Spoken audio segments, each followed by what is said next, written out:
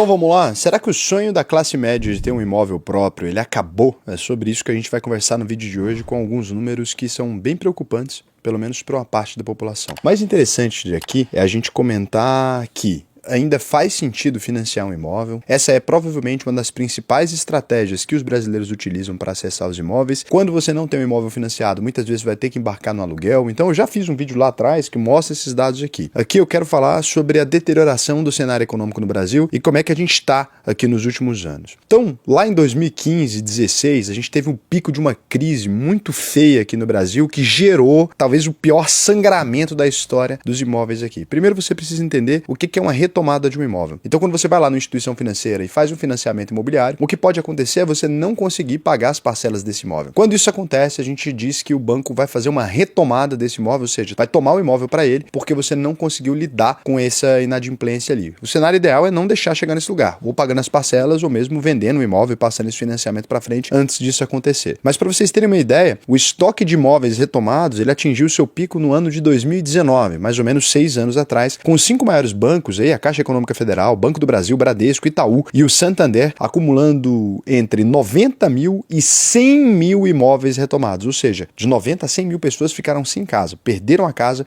porque não deram conta de pagar as parcelas daquele imóvel. Esse montante na época representava 112 bilhões de reais, ou mais ou menos 18,5% de toda a carteira total de crédito imobiliário. Esse recorde foi histórico, ele marcou o Brasil, muito provavelmente, se você conhece ou tem contato com mais de 100 pessoas, você vai conhecer alguém aí que tem um familiar que perdeu um imóvel nessa retomada de 2019. Quando a gente chega então no ano de 2020, 13%, né, de todo o crédito imobiliário também tinha sido retomado ali. Então foi uma situação muito tensa, um percentual muito alto em 2020 por conta da pandemia. Em 2021 isso vai para 9,2%, em 2022 vai para 7,1%, em 2023 7,1%, em 2024 somente 6,8%. Ainda é um número muito alto. E aqui é que a gente tem a grande questão que agora começa a impactar e que algumas pessoas estão falando sobre esse tema, ignorando os dados históricos anteriores como se a gente estivesse na pior crise possível. Não dá para negar que a coisa tá feia, né? Por quê? Porque em 2022 a gente só teve 9 mil imóveis em leilão na Caixa Econômica Federal. Quando a gente migra para 2023, a gente vai para 26 mil, 2024, 47 mil. Reflexo de uma crise econômica que tem sim assolado o Brasil, mesmo com índices relativamente baixos de desemprego, mesmo com crescimento econômico, né? Então a gente tem tido um aumento cada vez maior. Esse aumento, ele reflete nas pessoas que estão ganhando mais dinheiro com o leilão, tanto é que você vê mais divulgação,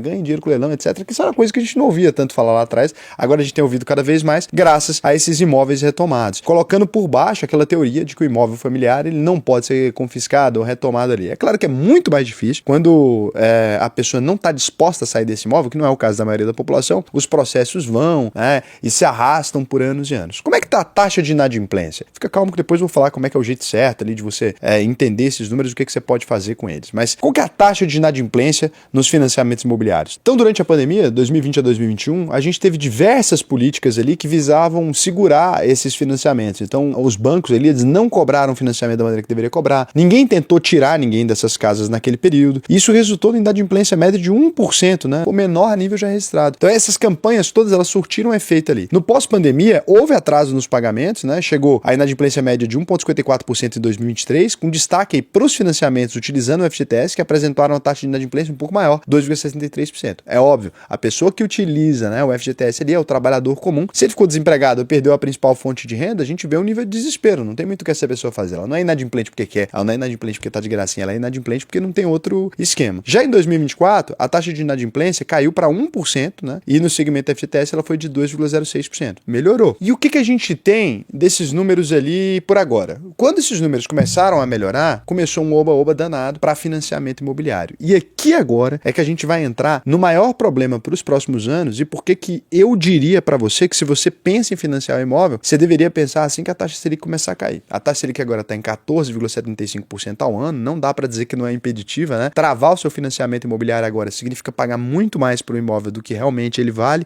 Mas eu vou acreditar na melhoria dos indicadores econômicos do Brasil? É difícil. Eu entendo perfeitamente que você tenha talvez uma resistência com com isso, mas se a gente está provisionando esse orçamento, se a gente está se organizando em relação a isso, se o mercado financeiro está já um pouco mais crente de que as taxas vão melhorar, e quando você vê a emissão de crise, CRAS, né, e você vê algumas emissões ali travadas em dólar, você percebe que existe uma possibilidade da taxa de juros no Brasil melhorar. Quando você vê a compra da China do Brasil, que está muito recorrente, a gente está quase numa alegriazinha das commodities, apesar que os Estados Unidos e a China fizeram as pazes agora, que não é bom pra gente, faz sentido você esperar por taxas melhores. Por quê? De fato, gente, olhando para o histórico, a taxa Selic brasileira ela fica acima dessa taxa ainda, fica 15, quase 16 quando a gente observa histórico, mas não no período mais recente. Isso aqui a gente inclui a série histórica a partir de 95, né? Se a gente incluir somente aqui nos anos 2000, 2004 para cá, a gente vai perceber que a taxa de juros brasileira normalmente, o que não quer dizer que ela vai ficar mais baixa sempre, ela fica historicamente um pouco mais baixa. E não tem problema nenhum você fazer um carregamento da sua entrada com essa taxa de juros agora. Então por que não faz tanto sentido você dar entrada no imóvel agora se você estava aguardando um bom período, se você está investindo? Porque é o seguinte, quando você for lá no seu imóvel pegar, né, o seu financiamento, você vai travar sua taxa ali com ela, por exemplo, em torno, agora a gente está em 10,20, 10 alguma coisa assim nesse sentido. Então se você fizer ali, né, o seu investimento aqui agora, então você pegou, 60 mil eu vou dar aqui agora, não, mais, né, 120 mil eu vou dar aqui agora, por que não vou dar 60 mil, Raul? Porque mudou a quantidade de entrada, eu sei que vocês são meio classe média aí, então você vai dar 120 mil de entradinha naquele imóvel ali, vai colocar aí mais ou menos uma parcelinha de 4.500 aqui, que é o dinheiro que você vai utilizar ali para dar de entrada. Você está fazendo aí só de dinheiro que você vai alocar nos próximos 4 anos, você está alocando aí 336 mil mais ou menos, é claro que com suas parcelas ficando decrescentes, só que assim, em 4 anos não vai mudar tanto isso aí. Se você aguardar por uma janela melhor, né, vamos supor que você consiga agora só ganhar a Selic, e se você estiver ganhando só a Selic, você está ganhando pouco, né, deveria ganhar mais alguma coisa, com esse mesmo valor, em vez desse 336 mil, que é o dinheiro que você ia pagar nesse período agora, você consegue acumular aí uns 494 mil, porque em vez de estar pagando, esse dinheiro veio para sua mão. Olha, isso aqui certamente está acima da inflação do período, e lá na hora de fazer o seu financiamento, talvez você consiga um financiamento de 8. Se você segurar um pouco aqui, o que você deve conseguir? Quando a taxa Selic cair, você deve conseguir um financiamento ali na casa do CET, né, o custo efetivo total, na casa dos 8%. Isso vai te ajudar. Então, qual que é a minha recomendação para você agora? Eu não faria um financiamento imobiliário nesse momento agora. Junta o dinheiro, comece a se organizar. Agora, tem uma questão também. Assim que a taxa de juros abaixar, quando você perceber que você teve uma Selic menor, muita gente que não está querendo fazer agora vai procurar fazer. E aqui agora a gente tem um primeiro impacto. O que aconteceu nos últimos anos com o Brasil? Muita gente, igual a mim aqui, o que a gente ficou fazendo, né? A gente vê aqui na internet, eu, vários outros investidores aí, a gente vê aqui na internet ensinou vocês que a poupança era um investimento ruim, que deixar dinheiro parado no FGTS é ruim, e vocês todos começaram, graças ao bom Deus, né, começaram a sacar esse valor, começaram a tirar dinheiro da poupança e investir no Tesouro Selic. O que acontece é que a poupança não tem superávit já há muito tempo. Então, cada ano que passa, diminui a poupança nos bancões. O Itaú está diminuindo a poupança, o Bradesco está diminuindo a poupança, a Caixa Econômica Federal está diminuindo a poupança, o Santander está diminuindo a poupança também. De onde vem o dinheiro para fazer financiamento imobiliário? Você já reparou, né, que o Nubank não tem financiamento imobiliário? Você já reparou que o Banco Inter não tem financiamento imobiliário? Você já reparou que nenhum banco que tem caixinha e que remunera conta corrente, eles têm financiamento imobiliário? Deixa eu te dar um spoiler. O dinheiro que os bancos utilizam para fazer um financiamento imobiliário, muitas vezes abaixo da Selic, não é? Que é esse dinheiro que a gente tem hoje em dia, ele é um dinheiro que vem da poupança. Então ele está pagando ali 6% ou 7%, uns quebradinhos da TR, para o investidor, e ao mesmo tempo ele está oferecendo esse empréstimo para você com um pouquinho mais de barato, né, subsidiado, para você funcionar. A Caixa Econômica Federal ela tem alguns recursos mais interessantes que vão continuar existindo, o FGTS. Só que a Caixa Econômica Federal já está sem dinheiro para emprestar. Quem é que vai investir num CDB pagando menos que a Selic, né? Pouca gente. Você vai ali investir no CDB pagando menos que a Selic para ele poder emprestar esse dinheiro. Então existe, eles tomaram crédito, os bancões tomam crédito barato. Só que cada vez menos. Se eles tinham aqueles fundos de investimento que às vezes rendiam 80% da Selic e às vezes 90% da Selic, cada vez mais que o brasileiro adquiriu essa informação, cada vez mais que a gente tem menos pessoas que estão deixando esse dinheiro mofando ali, menos a gente tem crédito disponível para o financiamento imobiliário. E aqui eu explico o título desse vídeo. Muito provavelmente, né, e isso aqui é uma previsão, talvez a gente consiga alguma solução lá na frente, então eu não estou cravando em pedra, nem dizendo que eu tenho a verdade absoluta, muito provavelmente nos próximos 10 anos a gente vai ver minguar, a não ser ser que o governo faça alguma coisa, a gente vai ver minguar completamente o crédito para financiamento imobiliário do jeito que a gente conhece no Brasil, subsidiado dessa maneira. Então o que você vai fazer? Não vou pegar ele agora 14, porque não faz muito sentido, mas assim que a taxa de juros começar a baixar, qualquer um de vocês que estão aí do outro lado, vocês têm que perceber o óbvio. Se você pega um financiamento abaixo da taxa Selic média do seu país, você está recebendo dinheiro subsidiado, você está recebendo dinheiro gratuito. Então faça urgentemente o seu financiamento imobiliário. Raul, mas você fala isso porque você trabalha com bancos, né? Você trabalha com empréstimo financeiro, meus lindos. Eu trabalho com um banco de investimento, é verdade, eu empresto dinheiro para fazer coisas, mas eu nunca emprestei dinheiro abaixo do valor da taxa Selic. O dinheiro que eu opero, eu empresto dinheiro em média a 22% ao ano, a 23% eu emito, CRI, né? Eu ajudo os meus clientes a emitir esse tipo de operação. Então eu não tenho financiamento imobiliário exatamente porque não é lucrativo. Eu estou falando de um ponto de vista aqui onde eu não ganho um centavo com isso. A recomendação que eu estou dando para vocês beneficia Bradesco, beneficia Santander, beneficia Caixa Econômica Federal, beneficia Banco do Brasil, que vão sim vender mais financiamentos, etc., por aquilo que eu estou dizendo aqui. Agora eu não vou ganhar nada. Pelo contrário, os meus clientes vão tirar dinheiro do investimento, que é onde eu me remunero, não é? Porque se eu estou mandando os meus clientes comprarem imóvel, o que eles vão fazer? Sacar o dinheiro deles lá e colocar em outra coisa. Então eu que ganho dinheiro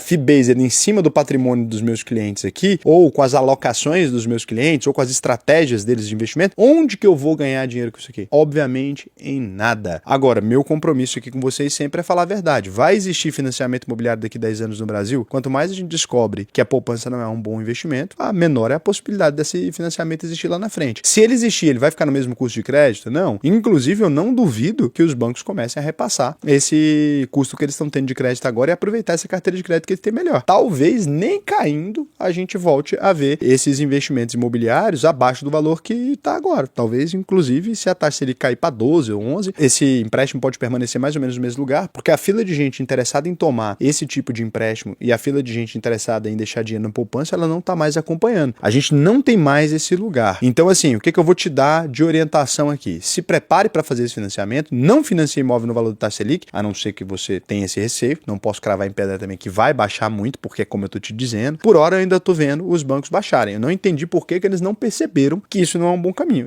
Se eu tivesse com essa carteira de crédito na mão agora, eu não emprestaria. Desse jeito que eles estão fazendo, não. Agora, pode ter regra judicial também, eles podem ter algum benefício regulatório, quem entende aqui, quem trabalha na Caixa Econômica, eu sei que tem muita gente que trabalha na Caixa Econômica, no Banco do Brasil, etc., pode comentar aqui pra gente. A Caixa Econômica deve continuar oferecendo por conta do FGTS, que por enquanto ninguém mexeu, né? Então, é isso. Esses créditos subsidiados, Minha Casa Minha Vida, etc., vai continuar. Agora, o que eu te recomendo, então, se você precisa se organizar para fazer um financiamento? O que você vai fazer? Certifica que você está com estabilidade de renda há pelo menos 2 anos, ou seja, sua renda não caiu nos últimos 2 anos e não pega uma parcela que compromete mais de 25% da sua renda. Se você pegar mais de 1/4 da sua renda e der no imóvel, você corre risco de entrar nessas pessoas da retomada aí, que vai acabar dando dinheiro para leiloeiro, né? Se quiserem, eu trago um cara aqui de leilão só que tá ganhando dinheiro tomando imóvel dos outros. Reserva de emergência. Muito bacana você preparar pelo menos 6 meses, né, dos seus gastos mensais antes de entrar nessa confusão. Se você for o bichão mesmo, quiser organizar pelo menos 1 ano dos seus gastos mensais, incluindo as parcelas. E não pegue e antecipe as parcelas com esse dinheiro não, porque você pode precisar dele no fluxo quando você tiver essa necessidade e o banco não vai lembrar que você era um bom pagador na hora que der merda, né? Terceiro lugar aqui, faça todas as simulações detalhadas. Muitas vezes você vai lá e fala, eu tenho um relacionamento com o Bradesco, eu tenho um relacionamento com o Santander, eu vou fazer nesse caminho aqui que é o que eu dou conta. Dá uma olhada em outros bancos, porque muitas vezes hoje com o Open Finance, quando você abre uma conta em outro banco e só de você abrir sua situação, ele já compreende quem você é. Não tem mais essa relação que a gente tinha lá atrás, não. Relacionamento com o banco hoje em dia não tá valendo lá muita coisa. Tá valendo sim para aumentar seu limite do cartão, para algumas coisas dessas. Por isso que eu falo, né, para quem é cliente, o aluno da UVP, vai lá, ativa a portabilidade do salário, coloca o salário com a gente, não para fazer financiamento, mas para melhor crédito, para que você receba benefícios ali de um limite de cartão de crédito um pouco mais alto, para que você receba isenções de algumas taxas, tudo isso funciona. Com a gente funciona. Com os outros bancos eu não sei porque realmente não trabalho no sistema, quem trabalha no sistema pode comentar aqui. Então, esse é o detalhe. Acho que esses bancos têm muito cliente, porque a gente, não tem nem 100 mil clientes, né? Então, pra gente é mais fácil olhar pro cliente, entender essas coisas. Esses bancos que têm muito cliente, eu acho que não conseguem chegar nesse lugar. E outra coisa aqui, fica atento ao custo dos seguros obrigatórios. Também é uma lapada isso aí. Muita gente não presta atenção nisso e acaba fazendo esse seguro que não é obrigatório, né? Tem uns que são obrigatórios de fato, aí eles misturam seguro de morte, invalidez permanente e seguro de dano físico do imóvel, ele é obrigatório, mas outros não são. Então presta atenção nisso. Presta atenção também, faz uma leitura atenta do contrato, porque tem muito financiamento que tem reajuste de parcela, não está no sistema saque ali, tem reajuste de parcela em cima cima de algum indicador, de alguma coisa, cara, isso é uma lapada danada. Toma cuidado para você olhar aquele que se reajusta menor, pesquisa essa taxa, como é que ela agiu lá no passado. Outro item, quando você for financiar, pode ser que você vai se deparar ali com um gerente de banco que muitas vezes vai te falar, pô, o consórcio. Olha só como é que é as coisas, né? Na minha plataforma tem consórcio. Não porque eu quero, mas porque a gente é parceiro de um banco que tem consórcio, então lá dentro tem. Olha como eu sou burro, né? Vou aqui falar mal do produto que tem na minha plataforma para defender produto que eu não tenho.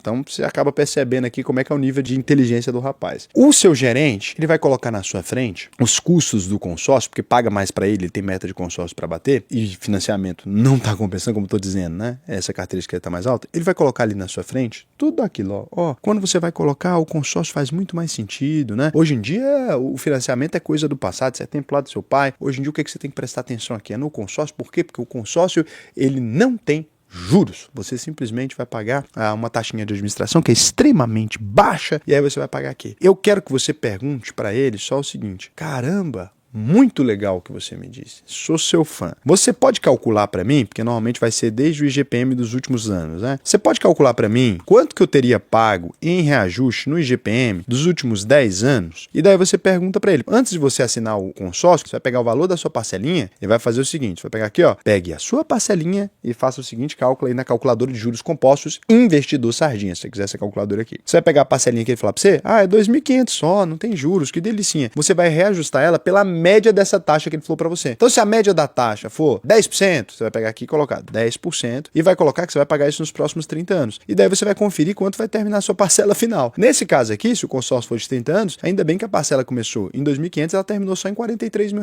Então, foi bem tranquilo. E o valor do bem, você já adquiriu, porque ele vai te falar que você vai contemplar, você já adquiriu. Ou seja, você está pagando o reajuste da taxa, enquanto o seu bem está se valorizando, não necessariamente pelo IGPM, porque não tem casa no Brasil que reajusta pelo IGPM. A mesma coisa vai valer para o IPCA, a mesma coisa vai valer para qualquer taxa. Por isso que a gente fala, às vezes, aqui, algumas coisas e algumas pessoas não me entendem. Raul, você bate demais em consórcio, você bate demais em produto de banco e tal. Às vezes está sendo aqui até antiético nesse cenário. Pessoal, não tenho nada a ganhar. Eu adoraria que o consórcio fosse um produto que funciona. Imagina, se eu posso vender ele e não posso vender o financiamento imobiliário, que benefício eu teria, né? De vir aqui atacar meu produto para defender o produto de alguém do meu concorrente, que eu estou vendendo aqui diretamente produtos que eu jamais terei como fazer, porque eu nunca vou ter uma carteira de crédito de gente que está disposta a receber 6%, porque eu ensino o contrário. Então, eu nunca vou ter. Eu tô falando aqui a verdade, doa quem doer, porque meu compromisso final é com vocês, né? Então, cria o orçamento doméstico, lá na UVP a gente ajuda a fazer isso, faça seu fundo de emergência, faz a manutenção dele também, vai colocando ele aí numa Selic, alguma coisa, uma parte para ele ir se reajustando, e você pode conferir tudo isso. Eu peguei aqui, né, dados de diversas instituições, então organizei esses dados e condensei, espero que vocês tenham entendido o argumento. Eu sei que no título do vídeo às vezes eu pego meio pesado, mas é porque é o jogo do YouTube, né? Se você ficou com raiva, deixa o seu dislike, que eu usei uma thumb, mas eu acho que eu entreguei a thumb.